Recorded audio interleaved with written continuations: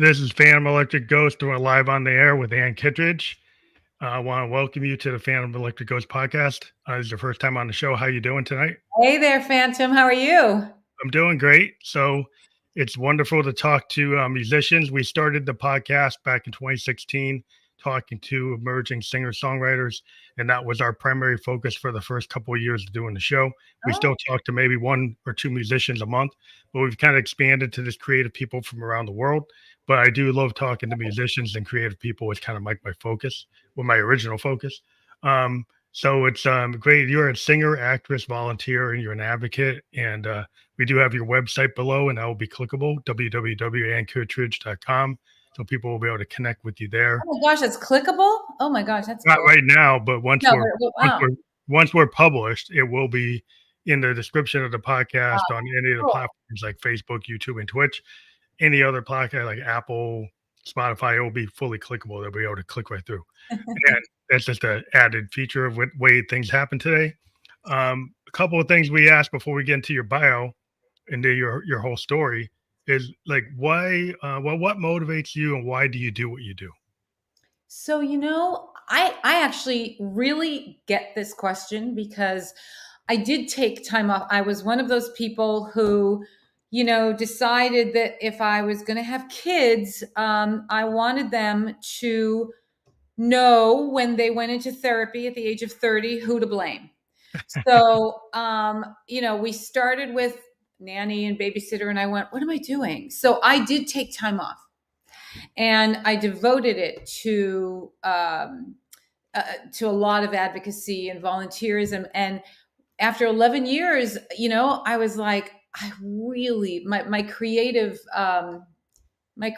spirit really needed to get back to what had been doing before. But what I was doing before was theater, 8 shows a week all over the country. And this time I thought, let's see what you do as a solo singer. And it was honestly, it was a rather dangerous decision because I had never done it that way before. And it's been unbelievably rewarding. It's been great. It's been great.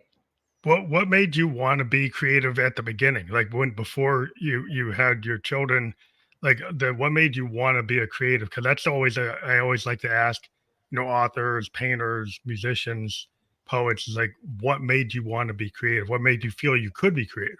So when I was really young, I mean, we're talking young, and in school we'd have a choir, or a chorus, and I was always invited, and I always said no. Always said no. I was too shy. And so, and then my dad, I don't know how these people around me knew that I had talent, because I didn't. And my dad would take me to auditions, and I'd audition, and then I'd refuse to do the show. It was like this ridiculous, struggle I had. And then I went to college for psych, and to be a psych major. And that's where it happened. I think I had a college roommate who was, someone of my age, not parents, not these old people, saying, you really got to audition for a conservatory and get out of this place.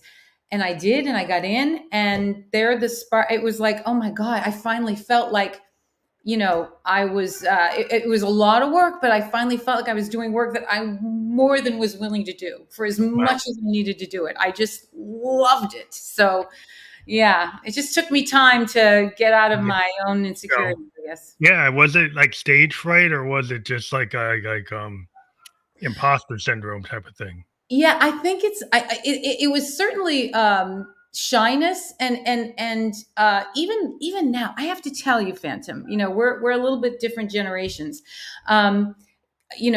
There's a lot of effort to be put into social media in order to further anyone's career, right? And it's anyone's career in the entertainment industry.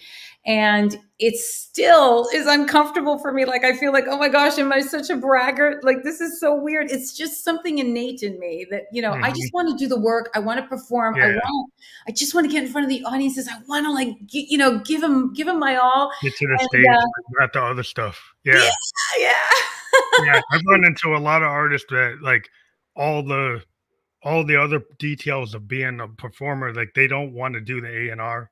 They don't want to do all the shaking hands and, going to the parties, and they're not into that. They just want to be kind of like Prince was a big archetype of that. Like he purposely stayed in his Paisley Park mansion and built the studio in there so he would just have to be able to do it there Yeah. and not have to travel around. And that a lot of people say, well, "Well, don't you want to get out?" They're like, no. He just wanted to do the work. Yeah, well, when the pandemic hit, I mean, I can't even tell you how comfortable I was. But but even during the pandemic, it was another moment where I went, no, this is really, it's really in my soul, because I had to find a way to be creative, but it not be about me. Like I couldn't just go on YouTube and start singing because I thought, oh, that's like so. It wasn't. Yeah. So what I ended up doing was I started. I got it attached to this new software program called Jamkazam. It's an online program that allows artists from all over the world, I'm telling you, all over the world, from their homes with no latency issues, to be able to perform, to be able to rehearse. I was looking for something like that for years. I got to check that out. You have to. As a matter of fact, after I get off with you, I have a rehearsal on Jamkazam. But the point is, that's what I did during the pandemic. I did these episodes to show. I would invite someone from Belgium. I would invite someone from California. And we would perform live on YouTube. We kept it short because we didn't want to crash. But again, like it was that thing of finding. Yeah, that's cool. I've been doing live performance on Facebook, with my studio the way it is, because I'm a synthesist, so I got all my synthesizers behind me. Yeah. I'm kind of old. Yeah, I got a Moogs. I might have Moogs and Rolands and modulars. And I'm an analog synthesist, but I play piano. About pianos and stuff. But it's just like that's kind of a rare thing because everybody's in the box, everybody's in the Pro Tools, everybody's on their machine, clipping and sampling, and it's a different type of production. But I'm a child of the 70s, and I always had my Tascam and my Fostex, and I'd have like a Roland D50 maybe a sequencer or like a Moog, mini Moog I found that was like nobody knew it was worth anything, and grab it and use it before they got found out that, those actually are worth something. I was able to get one before people knocked the price out. Because it was like it's like 79, 80. People were like, "Oh, we don't like that. We don't like that progressive rock stuff anymore." So the stuff was cheap. And so I was into. I saw about childhood like MTV, and I see New Order and Joy Division, Duran Duran. I'm like, "Oh, what are they using?" And I was looking. It's like, "Oh, they got a Roland D50. They got Yamaha DX7." And I'm actually looking at what they are. What they're actually playing, and I was like, I want to get those. I want to get into that, and that's what I did. And I've been into it ever since. Wow, that is fantastic. But I just got the bug. Like, you never know when you get that bug. It was like 17, 16. Yeah. And I've been in concert band playing like a clarinet. I said, well, clarinet's not a good writing instrument. So I need to learn piano and guitar. Clarinet. It's a good thing to learn how to read. Yeah. But it's like it wasn't like the writing instrument. Not that you couldn't write with it. I did. Right. But it's like, pianos and guitars are like writing instruments. So right. That's what I got into. You play guitar too? Just starting to. I'm just starting to get into it. But I've been a piano player. I can pretty much write all the parts because on the piano you can write for the guitar. Right. But I want to play guitar. But I've been you can hear it in some of my music. I've been experimenting. But very cool. It's interesting. But the art, the envelope of your own artistry, which is what is so important for, that's what makes it interesting, right? Not if you're just doing what you can do, but you're pushing it. You're like taking a chance. That's what's exciting. Yeah. That's exciting. And audiences like that. Audiences love when something goes wrong. They happy accident. the happy accident. I can't tell you how many times in a recording studio I've had this plan, and then I don't do it in a certain take, and I'm like, I want to do another take, and my producer's like, that was great, and I said, it wasn't what I wanted, and he said, it doesn't matter that it wasn't what you wanted, it's what we got, and it's really interesting. And 2 months later, I agree with him because I keep thinking what I was going to do. It's kind of like Neil Young used to roll the tape with his band with Crazy Horse, and then they go back and listen to it a couple months later, and it's like, oh, there's the song. Yeah. And that's like how they found like Tonight's the Night. Tonight's the Night was just sitting on these tapes, and they're like, oh, it's not good enough, right? Because it was like they were just doing it where it was like, your voice could be shaky, things are not totally in tune, things are kind of a little off, but they went back and said, it actually sounds great being not perfect. Right. And he kind of became a purveyor with Crazy Horse of you can actually record something that's not perfect. Like he could go and do like Harvest or do stuff with Crosby, Stills and Nash and Young, and be kind of perfect pitch and try to do things like that. But then when he did the stuff with Crazy Horse, he's like, let's be a little loose. It was kind of like the Godfather of punk in terms of you have that punk aesthetic where you can be real. You can be not perfect. You can kind of just be in the moment. Well, you so hit on something, because it's something that my producer Paul Rolnick really believes in. That he doesn't believe that perfect is good, and did you watch The Marvelous Miss Maisel? Did you watch that, Mrs. Maisel? Yeah. I loved that show. And in the finale, in the background is Barbra Streisand. They used a Barbra Streisand recording. Now, Barbra Streisand, whether you like her or not, is a phenomenal singer. Phenomenal, right?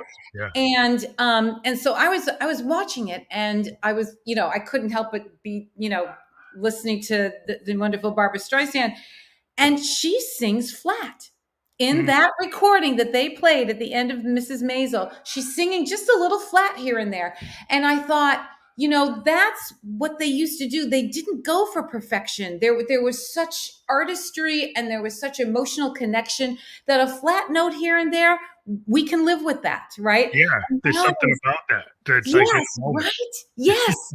And nowadays, like, there's a certain pressure for perfection. And that's why I love my producer so much, because he is not like he's. Yeah, it's so in the box, because the problem is, like, you could go in a box, you can go into Pro Tools, you can go on these DAWs, and you can correct things. Yes. And that ends up wrecking things. To me, sometimes, like, if you go and do take 101, well, you could go back and look at, like, take 4, take 3, take 5, like earlier takes usually are closer to your original artist intention. The further you get away, you start to destroy your original intention. Now it becomes something else, but it's not probably what you originally intended. So and you have to, like, do you really want to do that?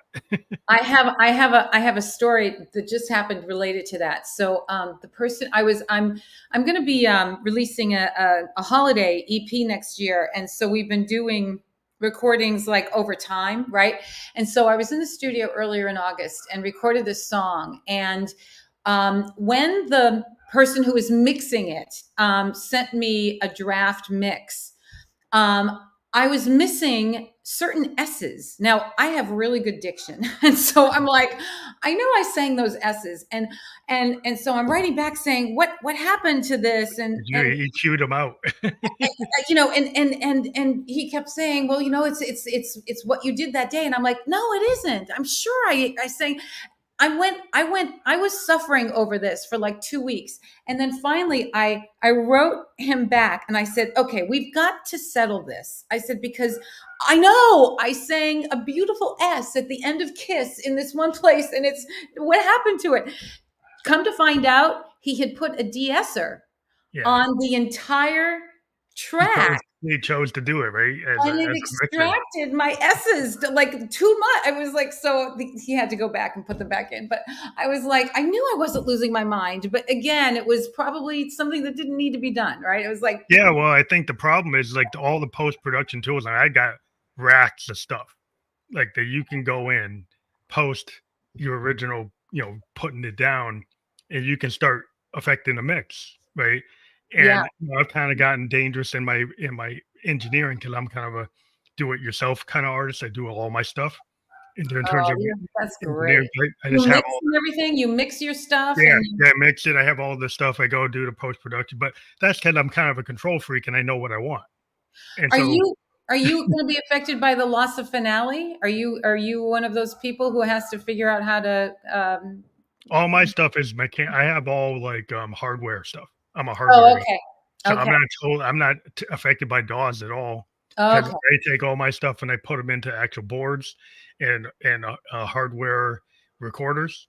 So I don't use DAWs. I'm a DAW-less guy. So in that world, you don't run into that, right? But in the rest of the world, everybody said, "Well, that's too hard." And I say, "Well, in some ways I'm not affected by updates, right? I'm You're right. Exactly. getting rid of Exactly. programs or not supporting programs. It's like all my stuff is like it's a mini mode. Right. It's a DX7, it's a D50, and it's going into a hardware recorder, and I'm using, like, post effects onto it, but, like, that is kind of a lost art. I mean, there's some people that are really into it, like Jack White and some other guys from the Foo Fighters, they're into using analog boards and stuff Right. like that, Right. but there's, like, everybody's, "Oh, you can just use the DAWs," and it's like, "Yeah, you can, and it's egalitarian, it allows you to put a mix together in a little apartment in New York, Mm. right? And you don't have to have all this stuff," and I understand that.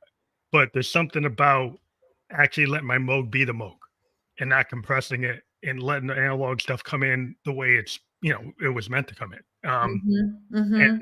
I just have a feel for that. But I understand technology. Not that I'm not opposed to using some things, but I'm kind of like I am opposed. You have every right to your opinion. I'm sorry, Yeah, but you yeah. have every right to your opinion. But yeah, yeah, I think it's like people can wreck mixes. If you can see people go back and remix whole albums because it's like at one point they had one guy doing it, and then they go like, oh, let's go back to the original mix. And you've had albums that were re-released because I'm a fan, and I've gone back and Yes. listened to people going and remastering things. It's like, wow, that's a totally different take on this record because Yes. this engineer decided to do this, and this engineer decided to do that, and you're like, wow, there's a big Yeah. difference. And not only that, but especially when you go further back, I am of that generation where I do miss the sound that you got from vinyls. You know what I mean? That Yeah, you yeah, lost when vinyl it went to sound. CD, and and it's like when you revisit those albums after, hearing CDs for years and years, you go, "Oh my gosh." It's all this headroom. Like, they sometimes you lose the headroom, and I Yeah. go back and I listen to, like, The Who Tommy because 'cause I'm big Tommy Oh, Aldridge, I worked right? with Roger. Oh, wow. But I love the Pete and Daltrey and Moon and all the Yeah. guys. But, I seen them 3 times with, not with Moon, but, Kenny Jones. But and Entwistle was still playing when I saw him. But, the Oh. thing about The Who is, like, when I listen to Tommy on vinyl, or even Quadrophenia on vinyl, there's so much there that I lose on CD, that I lose on, MP3 wave files. It's like, there's something about, like, I'm a child of the '70s. I listen to Pink Floyd on vinyl. I Mhm. listen to Sun Ra on vinyl, listen to Davis on vinyl, listen to Hendrix on vinyl, The Doors on vinyl. It's like, and I really feel like there's a difference. There's something that gets pulled out for convenience, and I understand what's more Yes. convenient to listen to Yeah, it on your phone. I agree. But when I sit and listen to Tommy, I listen to the whole thing.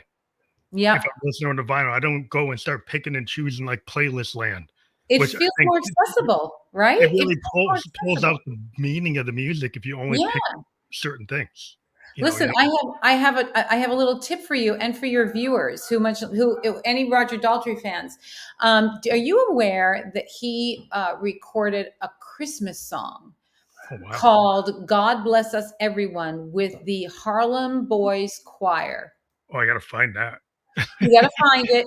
It's brilliant. I mean, it's brilliant, and I've always wondered why it didn't get a But you much, didn't push it. much, much larger. Yeah, it didn't get pushed that much. Well, because it's not Who. It's not what It's people no, think. it's not the Who, but it's fabulous. It's really special. So look it up. I do have some of his solo records, but I didn't know about that, so I need to look that up because Yeah, I love everything Dolce does because like his voice is just phenomenal. I always I, felt like everybody's looking at Zeppelin, but I always loved the Who. I was kind of like not that they're all great, but there's something about the Who that really kind of brought me in. It was kind of like their punk aesthetic, and then they got this progressive aesthetic, and then they got this rock opera thing. So they're yeah, punks, but they can do rock opera. I'm like, wow, that's it just blew my yeah. mind. Yeah. Do you ever get to come to New York, or I guess it's probably played around the country too, because they've done a Broadway version of the Who's Tommy. Yeah, I haven't been able to see that. I know Yeah. about it. Well, Yeah, I just want so this is my perspective. The Broadway version is a full cast, right? And it doesn't quite have the pizzazz of the rock musical of The yeah, Who. And when you think about the fact that those four guys did everything in The Who's Tommy to yeah. start, it's like, it blows your mind how incredibly talented they were. Yeah, the 4 guys are sounding so big, We only you needed know? 4 of them, but Yeah. on Broadway, you need 20, but when on a concert stage, you just need those 4 Yeah, guys. they actually went to opera houses back in the '70s, late '60s, they did that. Yeah, I saw them at the Live at Leeds, Isle of Wight, when they would go and play the electric, really hard version of it versus when they would do the opera house versions of it, but more acoustic. But it's just the fact that they could do it with all the extra, yeah, without all and then they went yeah, later and they did a quadrophenia with a lot of a big backing band. But I kind of preferred the '70s, '74, '75 version of quadrophenia when it was just Moon and them. It was like there's something about the immediacy of just the 4 of them doing it. yeah, Um, agreed. that it just felt pure. I felt like that's what I like is like kind of you don't have to have everything sometimes to do everything. Well, I worked with Roger during a period when I think he and the Who were on a break because they were often right. They went on their breaks like they were Yeah, driving each other survive. crazy. Yeah, to And, survive, so you don't break up like the Beatles. yeah, and he was. It was actually a theatrical production. He was Scrooge in Alan Menken and Lynn Aron's musical Oh, of I think I heard A about that. Christmas Yeah, Carol. yeah, I heard Yep. about that. And I have to tell you, what he brought to the score was kept for every year after we did the show because they always brought in one big star to play Scrooge, right? And but he was the first. He was the first person who took over the role who was primarily a singer, like just Hmm. Yeah, that's what he was. The more than an and actor. Yeah, I can't even tell you how much soul and heart he brought to the score. And I continued to do the show for seasons after that, and they just kept it. And I was like, yeah. that is cool when the man's just here for just one season, but man, he just It's like changed it. he made the role. He Well, did. that's so when you're doing like I know you're doing music now, and we'll talk about your new record. But when you're doing that stage stuff, I've always been really I think it influences a lot because if you think of it like a Freddie Mercury, think about Mhm. David Bowie, they used a lot of theater in their Yeah. presentation as like pop star rock stars. Hmm. Even Jagger does like this theater thing. He kind Oh of yeah. yeah, it's like an act. You learn that you have to kind of create this other you on the stage that has this presence that's not the same as the regular person. It's like becomes this other thing. And like I want you to kind of talk about like when you're in that stage self, how does that feel?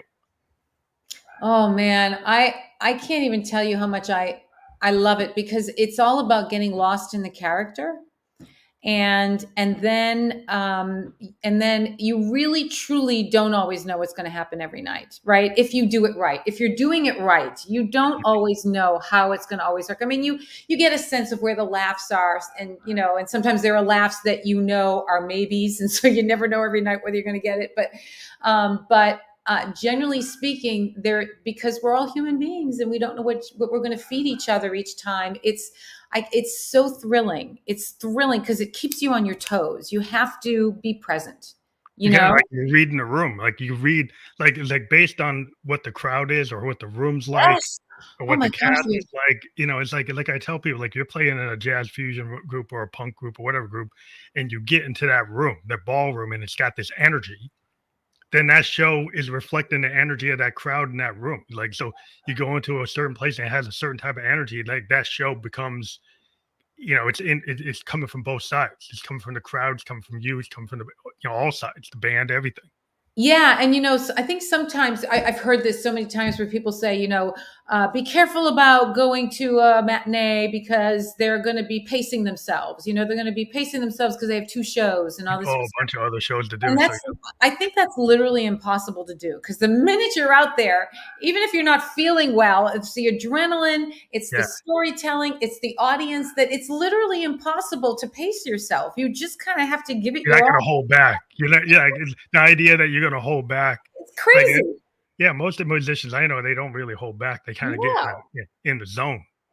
Like Hmm. you get out there and you're in a zone, and if somebody shows you a videotape of what you were doing, it's like you didn't know that you even did it, right? Yep.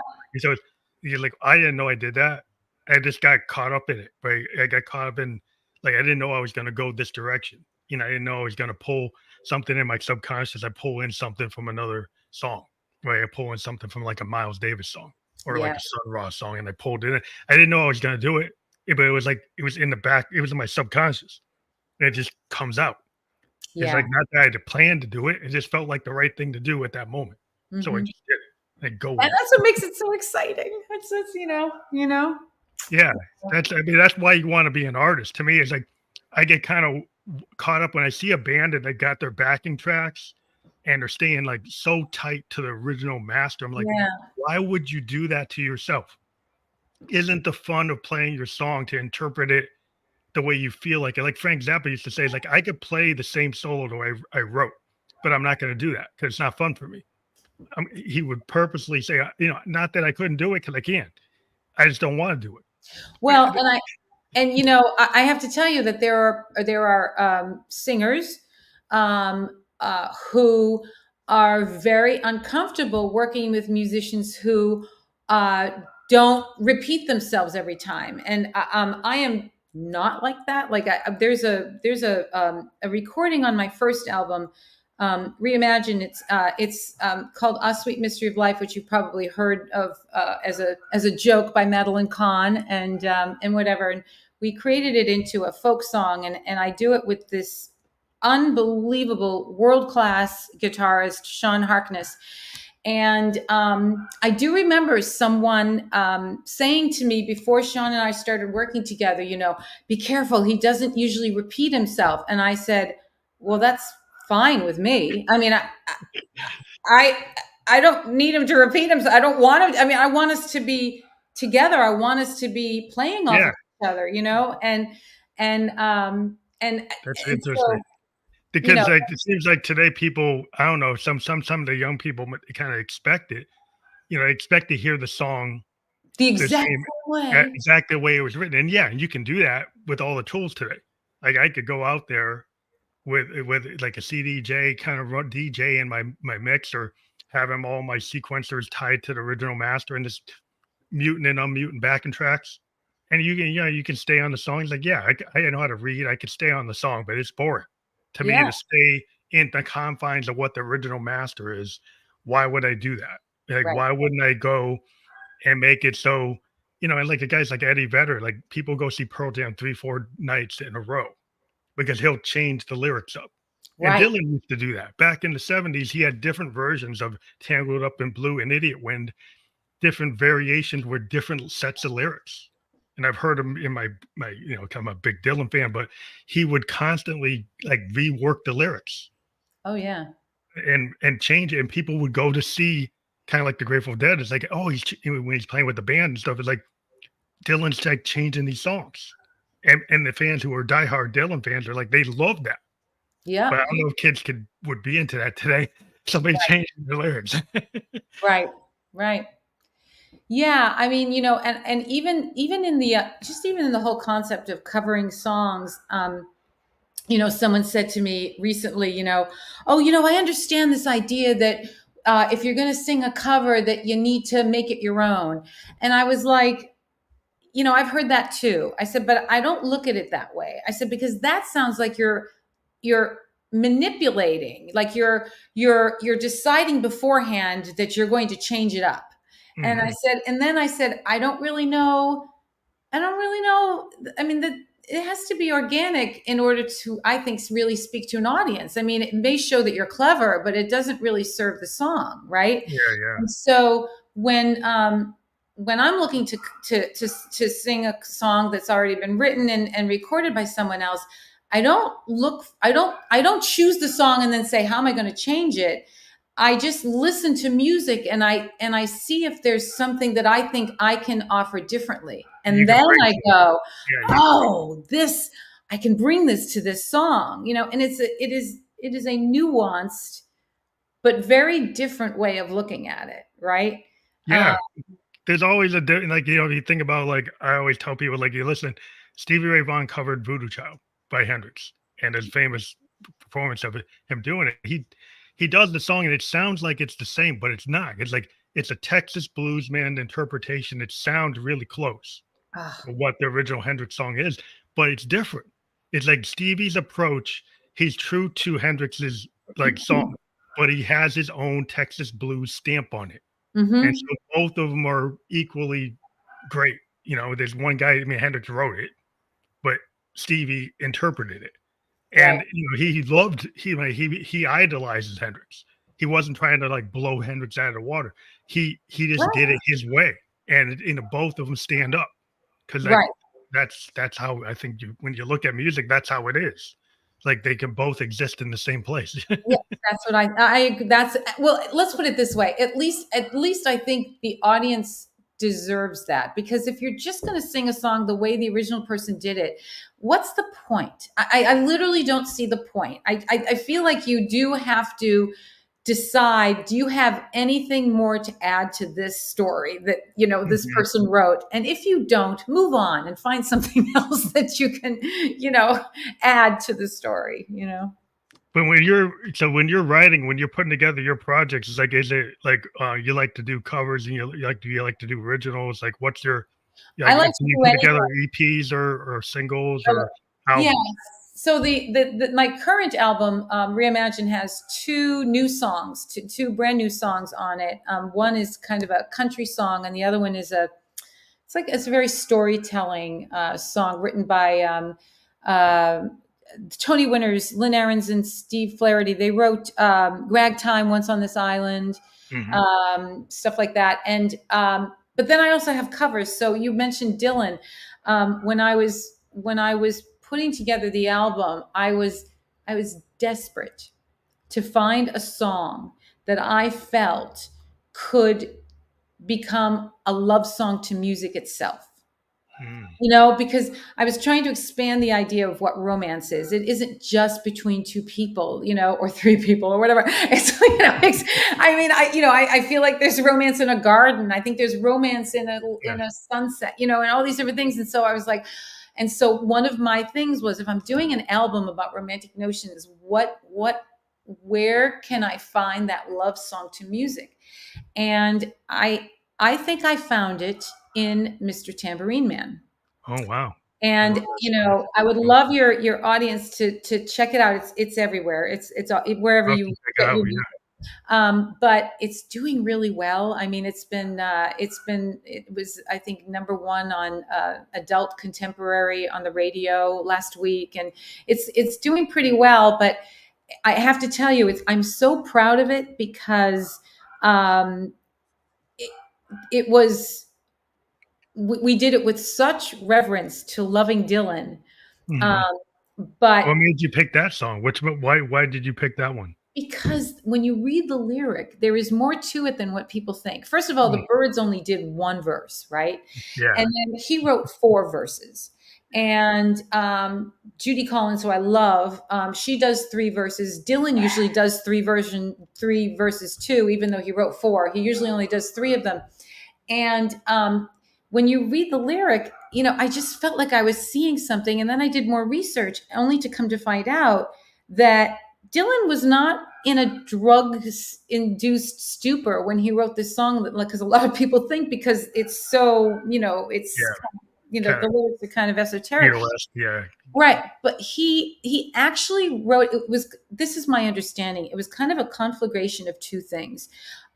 He literally had a musician who had a tambourine about the size of a car wheel Wow. That's that he used to do recordings with back in the day. Like, this is and this guy, my research, I've read about him. He says, yes, this song is about me. No one believes it, but this song's about me. it was Dylan about that guy. Dylan has said the same thing. Dylan has said, I wrote this, but it was also in relationship to an evening that Dylan himself spent in New Orleans.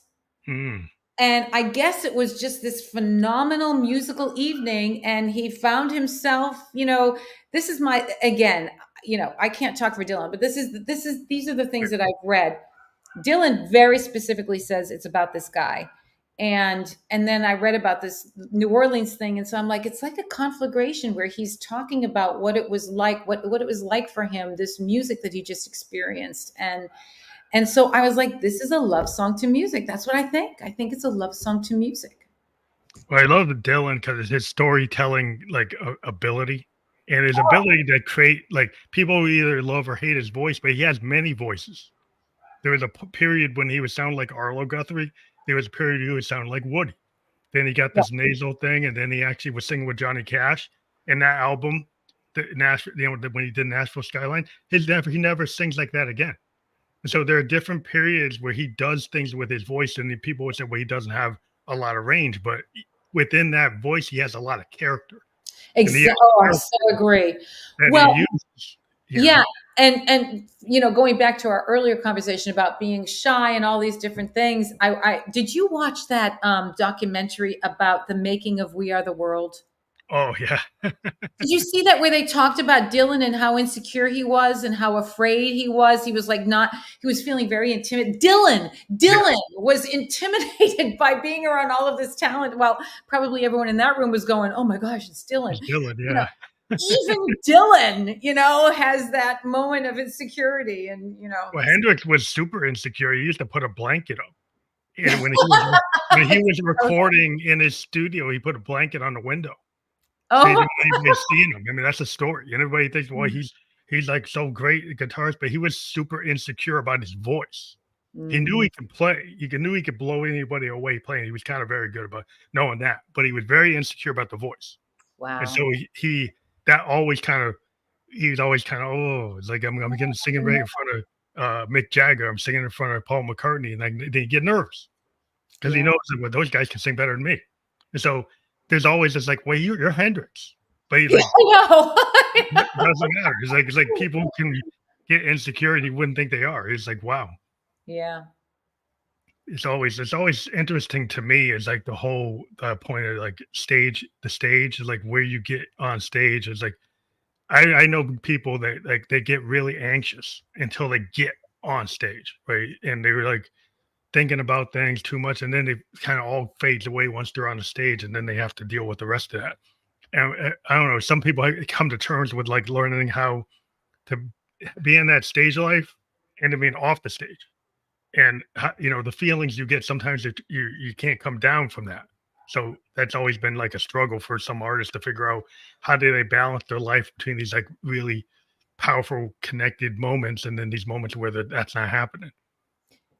Yeah, I would have to agree. I mean, I am so focused. I'm a real rehearser. I love to rehearse because I feel like the more you rehearse, the more you can let go when you're on stage because you're so secure with things that if things screw up, you're not going to be thrown by it, right? Mm-hmm. So that's to me the value of rehearsal.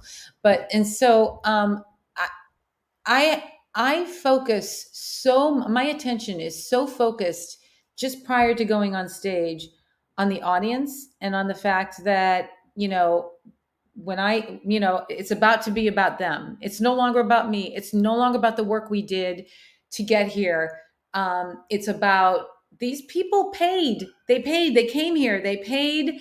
They're drinking. They're just waiting for me to show up and do this. And it's going to be all about them now. And I do think that that's valuable because I think some artists, their fear is because it's still all about them. Yeah, that's a good perspective to kind of flip it. If you flip that, then you can maybe take that albatross off your neck. Yeah.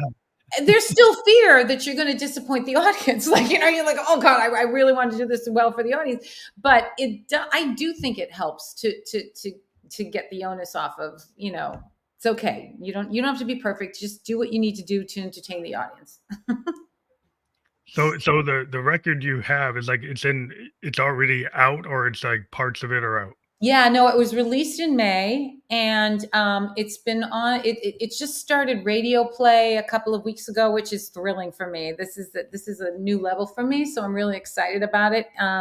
But yeah, it's streaming on everything and it's getting really nice reviews and stuff. I'm very proud of it. The first album that I put out was kind of a fluke. It it was basically me going, oh, I love these arrangements that I created with my music directors. Let's record them. And then I didn't know what to do with them. I just literally didn't. I just, and my producer, my current producer kind of vaguely knew me and went, we're going to do this. And it ended up winning awards. No Grammys, mind you, but it was winning the Lamont Friedman Award and all these different things. And I went, gee, what would it be like if I actually purposely create like that actually has a beginning, a middle, and an end? Yeah, like an album, like that, it actually like. And that's what this one is. And so in many ways, like the first one was just shocking to me. I felt like I was on a ride. I was on a ride and I didn't have control of the steering wheel. Was it like an intentional album? It kind of yeah. And this one, and so in many ways, I own it more because it really reflects, a creative process from the seed. You know, vision. You had a vision for it then. Yeah, and just even as a small little aside, people say, oh, it doesn't matter what the reviews say. The reviews do matter for someone like me. It does, because it helps me. It helps me encourages you to keep going, right? And I knew that there was a review coming out. I didn't know when it was going to come out, it was sent to me yesterday. It came out yesterday, and I can't even tell you what a nervous wreck I was pressing the button. I was like, am I going to really read this? Is this going to help me? Is this going to be? And it was a great review. And it, I was speaking to someone on my creative team, and I said, it just, validates, validation is always good. Like if you get people to give you those heartfelt, reviews, it makes you feel like, well, I know why I'm doing this. I mean, you do it, even if you get panned, people will keep on going. Right. Right. But, and then Dylan, he famously got panned when he went electric, and he's like, well, they call him a Judas. And he said, well, I don't believe you. He kept on going. Cause like at 66, people weren't ready. But by like 75, the same type of songs were filling up stadiums. So it's like, sometimes it's not, your audience is not ready for what you're doing. And you just have to kind of, Dylan kind of always had this belief. I remember like Robbie Robertson once says, like, why are we playing in front of people that are booing us? And Dylan said, but this is a great show. It was like a quote where Dylan told Robbie Robertson there was like a great show, and Robbie's like, the people throwing stuff at us.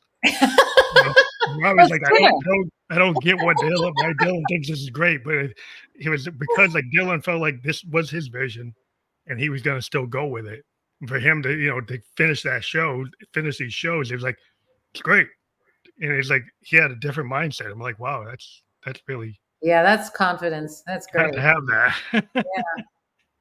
Yeah. But so on future projects, are you still working on like Broadway type of work in addition to doing your music work now? Are you trying to integrate, maybe have both, or other TV or movie, film? Yeah, I am interested in getting back to that because I love the community that happens in a cast, and I do miss that. I love the community that I create with my creative team, and that's really lovely. But we're not doing it 8 shows a week. I'm not seeing them every day. I don't get sick of them. You know what I mean? Like you do after you've been in a cast for a while. And there's something nice about being sick of people that you love them so much and you need a break. And so I do miss that. And I am back in touch with my legit agents, and I have started auditioning for that. And but in the meantime, my focus has been recording. And I did a show at Birdland in New York City earlier this year, and someone was there, and they have an association with the Ritz-Carlton in Malaysia. Oh, wow. And they've invited me to come and do my show in Malaysia. Wow. So have you ever done outside the US? Have you ever gone to like, Tokyo or London or? London, yeah, but not Tokyo, nothing else, nowhere else. And I'm really excited about it. I mean, I'm really, really excited about it. And it's over the holiday season, so that'll Oh, be a that's little cool. weird. That's a But, nice thing to do. I mean, I lived in Japan for a while. I lived in Tokyo. oh, you did? Yeah, for 2 years. But, it was like, Tokyo is just unbelievable. It's like Oh, the thing about Tokyo that really kinda I really got enamored with is, like, there's this certain sections of downtown Tokyo, different sections, where you had guys that were playing, like, Coltrane. You had guys that were playing, like, Sun Ra. You got guys that were doing hip hop. You got guys that were doing punk. They're doing, like, all the different forms of music, but they had, like, a Japanese interpretation of each one, but they were mhm, doing it. And mhm. being a musician, I was like, "Wow, these guys are, like, unbelievable." Like, they were interpreting these different forms, a lot of them American forms, and they were bringing some Japanese stuff into it, and I thought Wow. I was like, "This is really cool." And I was listening to these Japanese rock bands that were influenced by American rock bands, and I was listening to these jazz bands, and I'm like, and hip hop bands, and it was just so amazing, the artistry. And I was just caught up in even in the indigenous, like, Shinto culture stuff. I was totally in kabuki theater. I was just so drawn to the arts. There's just a lot of art going on, and I was just Why enamored. did you come back? I didn't want to come back. I was working on it with a company, and they ended after 2 years. But, like, I wanted to stay there like 5 years, but that wasn't their plan. Oh, oh, how wonderful though that you had that. That's great. Yeah, I always tell people going, like, a lot of bands get surprised about the Japanese audiences, but sometimes the Japanese audience, the thing is, like, they don't give you a lot of feedback while you're playing, Uh-huh. and sometimes you don't know if you're hitting or not, and they kind of wait to the end, and then you're like, "Are these guys liking this or not?" Oh, I've been there. But they do like it because it's like they'll tell you after, but, like, when you're in the middle of it, you're like, "I'm not sure." Oh, that's great. Oh my gosh. Is that about, I don't know if I'm gonna meet that in Malaysia. We'll see. Yeah, I don't know if it's different. I've never been there, so I don't know. Japan has its own vibe. Yeah, yeah. But, yeah, it's just interesting, a lot of things that you've done. It's like, are there any lessons learned of being an artist, like 3 top lessons learned that you would tell any new artist that you learned over time, from being a singer or being in plays that you would think, kinda like, as a mentor, tell somebody, like, something that they take to heart? I think the biggest one is do anything you can. Don't stick to what your primary art. Like my point being that what has made me a better singer and a better storyteller and a better performer and a better actor is all of the volunteer work I did, all of the different organizations that I met, all different kinds of people, all of the classes I took, all of things that are so unrelated to the art of performing is what makes me better at it. Oh, wow. And you come to New York or wherever it is, and you want to start a career, an entertainment career, and so I just met this girl yesterday. I was at 54 Below to a show, and I often go alone on purpose because I want to be seated with people I don't know. So Mm. then I can start. And so I often do that. And so I did that last night, and I was sitting with this girl who had just moved to New York 3 months ago, and her dad was visiting her, and I could tell that she was feeling a little bit, and I just looked at her, and I was like, I gave her some advice on how to get a job, but none of the job advice I gave her was related to acting, because that will come in time. I'm not going to be able to do that for her. But what I was trying to impress upon her is whatever job you're doing, believe me, you will use that someday. It's going to be a story in a show, or it's going to Mhm. be a character that you decide, oh my gosh, I remember I met this person and they were like this, and you're going to bring it to that. And unless you allow yourself to do that and not be ashamed, so many people are ashamed of not becoming a success quickly, right? Yeah, it takes time. I mean, Well, that whole thing about, is it 10,000 hours? yeah, 10,000 hours of putting it in, to I, to I to play totally my agree with that. mode. I totally think that's true. I really do. And so,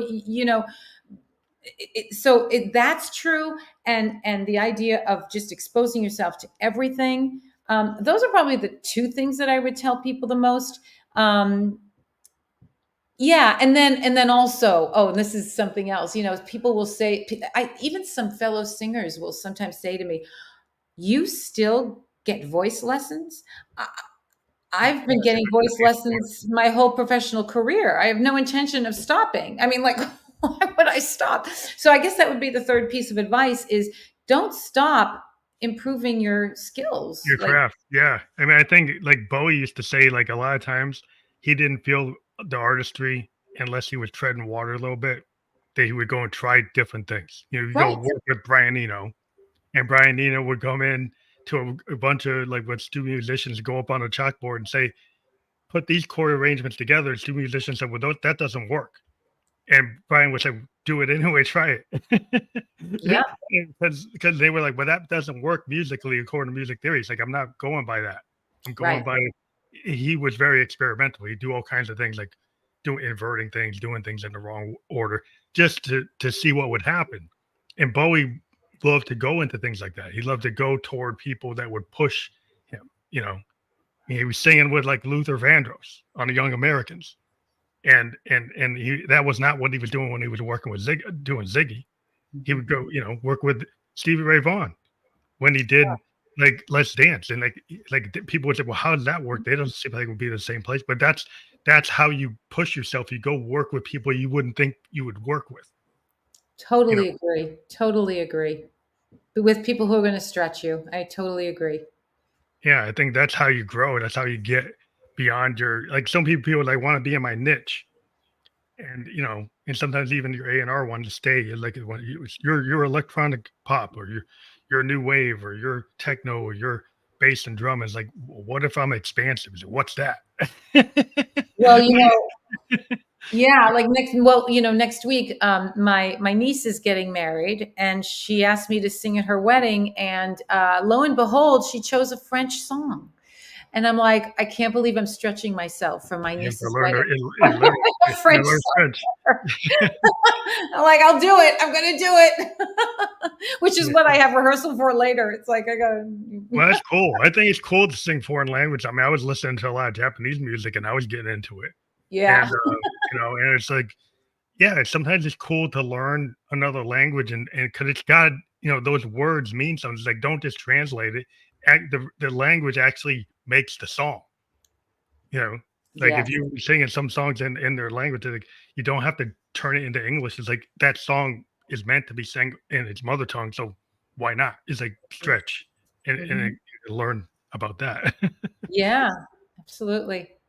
But I want to thank you for being on the show. I know you had to have your rehearsal, so I don't want to keep you from Thank that. you so much. This was a blast.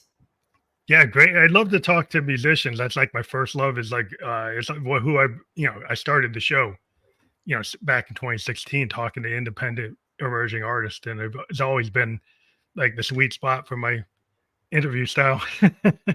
Well, I'm honored. This is great. But thank you for being on the show. We want to remind people they'll be able to click on www.annkittredge.com to check out everything Ann Kittredge, and especially Romantic Notions. yeah. Well, check out your record and go on all the platforms. Are you gonna offer it like as like physical CD, vinyl? You can buy it too. You can buy it. Cool. It's not in vinyl, but it's on CD. Oh, awesome. My Reimagine is in vinyl. You can get Reimagine in vinyl, but my Romantic Notions right now is only on CD. Oh, great. And Well, streaming and all that jazz. Yeah. Awesome. Well, I want to thank you for being on the show. Thank you.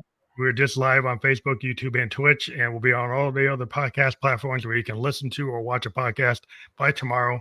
Thank you for being a guest on the Family Electric Ghost podcast. Have a great night. It's a pleasure. You're great.